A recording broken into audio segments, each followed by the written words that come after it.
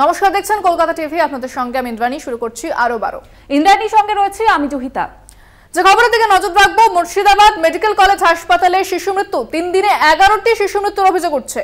যেমনটা জানা যাচ্ছে, প্রিম্যাচিওর সহ হার্টের সমস্যা নিয়ে ভর্তি হয়েছিল ওই শিশুরা এবং শেষ সময়ে ভর্তি হওয়ার দাবি এবং যে কারণে মৃত্যু হয়েছে বলে জানায় হাসপাতাল কর্তৃপক্ষ।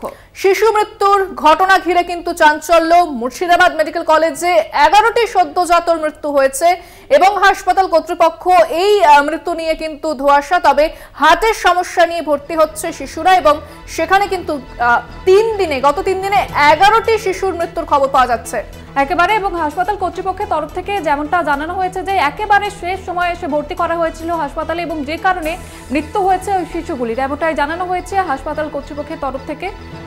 বিস্তারিত কথা বলবো, আমাদের সঙ্গে সরাসরি রয়েছেন প্রতিনিধি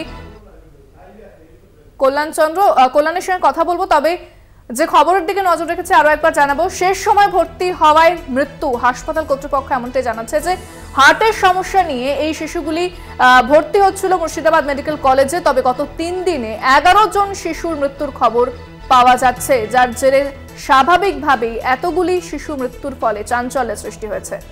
মুর্শিদাবাদ মেডিকেল কলেজ এবং হাসপাতালে 3 দিনে 11টি শিশুর মৃত্যুর অভিযোগ উঠে আসছে। তার সঙ্গে ছিল প্রিম্যাচিওর শিশু এবং যেমনটা জানা যাচ্ছে হার্টের সমস্যা নিয়ে ভর্তি করা হয়েছিল শিশুগুলিকে এবং হাসপাতালের তরফ থেকে যেমনটা জানানো হয়েছে যে একেবারে শেষ সময় এসে ভর্তি করা হয়েছিল এবং যে কারণে মৃত্যু হয়েছে।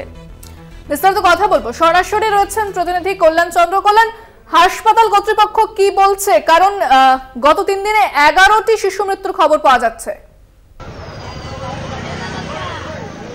দেখো, হাসপাতাল কর্তৃপক্ষ যেটা জানাচ্ছে যে শেষ মুহূর্তে শিশুদের রেফার করা হচ্ছে এবং অপুষ্টিজনিত শিশু আসছে, বিশেষ করে হার্টের সমস্যা নিয়ে প্রচুর শিশু আসছে এবং জেলার বিভিন্ন নার্সিংহোমে যে সমস্ত শিশু জন্ম নিচ্ছে তাদের সিরিয়াস হলেই রেফার করে দেওয়া হচ্ছে মুর্শিদাবাদ মেডিকেল কলেজ হাসপাতালে, যার ফলে গোল্ডেন আওয়ারে ওই করতে পারছে মেডিকেল কলেজ হাসপাতাল, যার কারণেই মৃত্যু ঘটছে এবং মৃত্যু হয়েছে মুর্শিদাবাদ। অভিভাবকরা জানাচ্ছে কিরকম অবস্থায় থাকবে তারা যেমন জানেন না, তেমনি অন্যান্য মহকুমা হাসপাতালে মুর্শিদাবাদ মেডিকেল কলেজ হাসপাতালের মতন উন্নত পরিষেবা করা দরকার। তুমি জানো যে মুর্শিদাবাদ মেডিকেল কলেজ হাসপাতালে পেডিয়াট্রিক বিভাগ, পিকু বিভাগ এবং এসএনসিইউ বিভাগ মোট 150টি বেড রয়েছে। এর মধ্যে কিন্তু প্রায় 300 শিশু ভর্তি রয়েছে, অর্থাৎ প্রত্যেক বেডে 2 জন করে প্রায় শিশু রয়েছে, যার ফলে চিকিৎসার যে ঘাটতি সেই ঘাটতি কিন্তু সত্যিই দেখা দিচ্ছে। কারণ পর্যাপ্ত পরিমাণে চিকিৎসক মুর্শিদাবাদ মেডিকেল কলেজ হাসপাতালে নেই। যদিও হাসপাতালের অধ্যক্ষ অমিত কুমার দা জানাচ্ছেন যে হাসপাতালে সমস্ত রকম চিকিৎসা হচ্ছে এবং শিশুরা যাতে দ্রুত সুস্থ হয় তার জন্য সমস্ত রকম পরিকাঠামো রয়েছে।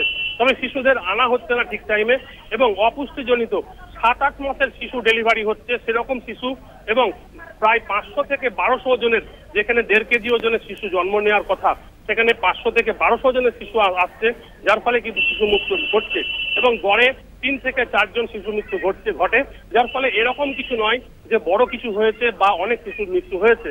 তবে যে সমস্ত শিশুর মৃত্যু হচ্ছে তাদের অভিভাবকরা জানাচ্ছেন যে সত্যিই তারা খুব সমস্যা নিয়ে বা সিরিয়াস নিয়ে তারা হাসপাতালে ভর্তি হচ্ছেন এবং হাসপাতাল হয়তো বাঁচাতে পারছে না চেষ্টা করেও।